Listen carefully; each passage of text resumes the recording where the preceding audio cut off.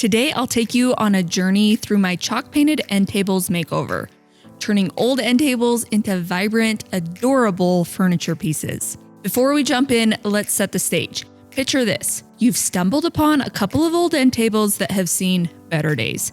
They're very scratched on top and their legs are wobbly, but you see potential. You imagine updating them with trendy new hardware and enjoying them in your home. Let's do just that. Stick around for the end. This video is sponsored by Dixie Belle Paint, and we have a fun surprise for you. First, I clean the tables with Crud Cutter and remove the hardware.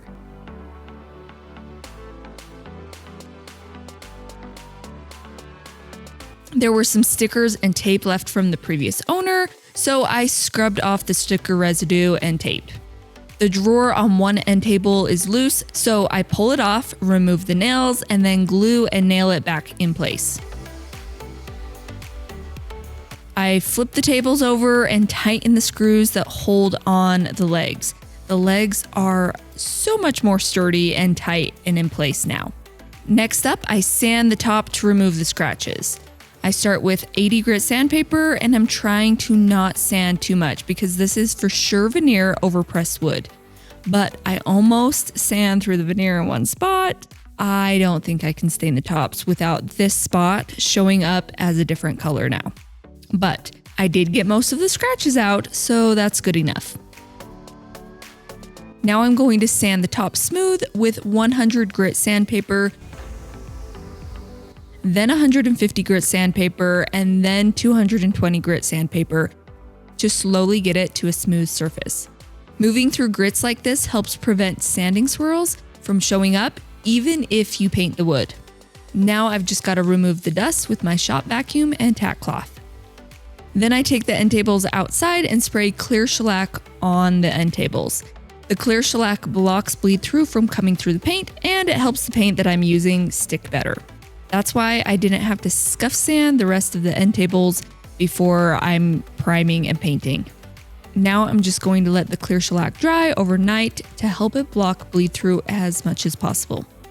So I got a brand new paint sprayer, the Wagner Flexio 5000 paint sprayer, and modeled just above the sprayer that I use all the time, the Wagner Flexio 3500. The 5000 paint sprayer has the motor in this case, so this is like the air compressor for the sprayer. And then you don't have to hold the motor in your hand. This sprayer is an electric sprayer, so you just plug it in and you paint. For this makeover, I'm using Dixie Belle's new cottage paint line color, Cottage Door. Dixie Belle graciously sent me this package of supplies for this makeover. I'm testing out the Wagner sprayer cup liners to see if they're worth it to use. So I pour my paint into a paint filter to prevent my sprayer from clogging, and then I add water to the paint to thin it out so I can get a perfectly fine finish on my furniture.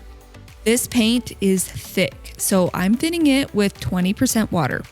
And don't forget, you gotta mix the paint and water together really well to make sure it's all mixed in. This sprayer just clicks together, and then you just flip a couple of switches to turn it on.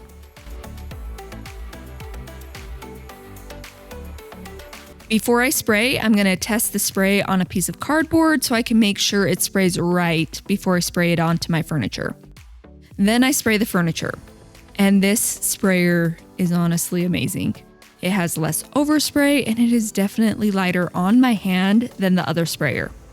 And look at how well it sprayed on my first coat. Hardly any texture at all here. I also pull out the drawers so I can spray the edges of the drawers, and yep, that's plastic around my drawer so I don't get paint inside the drawers.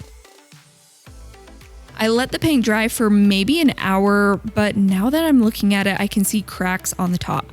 So I need to fill those in with wood filler. I like this plastic wood filler, and I just use my finger to apply it in the cracks. Then I let it dry for an hour or so. After it's dry, I have to sand the wood filler flush so you can't tell that I filled these areas. I'm using 220 grit sandpaper to sand it down. And now that I created a bunch of dust, I've got to clean it up. So I vacuum everything up and then use a tack cloth to make sure all of the dust is gone. And yeah, I use the same tack cloth over and over and over again until it will not pick up any more dust. So now I have to spray another coat of paint to cover up the wood filler. And while I'm spraying, I'm just going to spray everything just to make sure that everything has a full coverage on it. I really didn't think that I would like this sprayer, but I'm liking it more and more as I use it. I think that this is my last coat of paint, so now I'm going to go clean the sprayer and get ready for the top coat. I do think that I'm able to get more paint back out of the sprayer since I use these liners, because I was able to squeeze the paint back into the container instead of washing it down the drain. And now I just got to clean the nozzle of the sprayer. I just rinse it out, fill it up with some warm soapy water, and then spray that through the sprayer to make sure that the paint is all cleaned out from the inside.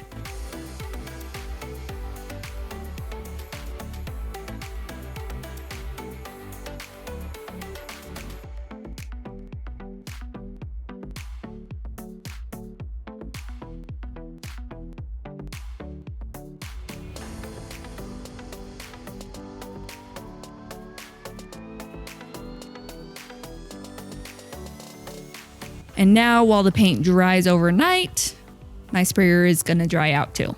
The next day I mix my top coat into the sprayer. I'm doing basically the same thing I did with the paint, but as I'm spraying the top coat, it's not going on right. There is just too much paint coming out, and I'm wondering if I thinned the top coat too much because I've never used this specific top coat before. I have my settings basically all of the way down and I'm still spraying way too much. So I have to brush out the top coat so it doesn't drip everywhere before it dries. I'm using a Dixie Belle paintbrush to brush them out and hoping for the best, honestly, because it is everywhere. But look, now that it's dry, it looks so good. I am really so impressed with this. No brush marks on it or anything. For the next coat, I'm still really not sure what to do, and I guess I'll just brush out the drips again, but halfway through, I ran out of top coat, so I have to fill it up again. And now that I'm testing my sprayer again, I realize that my tip isn't screwed on tight. That was my issue this whole time with the top coat, because now that I've screwed the top in tight, I had to adjust my settings and turn them way up, and it's spraying normal again. Oops. All right, the next day with the top coat dry, I'm trying to decide between a couple of knobs, but I think I like how fun these white and gold knobs are. So that's what I'm going with. And here's what it looks like now. These cute peach chalk painted end tables are going to be so much fun for someone. What do you think of the color and of the hardware? Let me know in the comments. And don't forget to hit the like and subscribe buttons to see more of our videos. Join me and my friends as we give you 5 chances to win $250 to Dixie Belle Paint. Just think of all of the furniture you could finish if you just had an extra $250. Click the link in this video's description to go to my blog post of these end tables and enter to win. Don't forget to head over to my friends' YouTube channels and blog posts for more chances to win. Denise from Salvaged Inspirations and Cindy from Reinvented, Delaware both used Dixie Belle Paint on their new projects this week, so check those makeover videos out. I've left a link to their YouTube channels in this video's description to make it super easy for you to jump over there.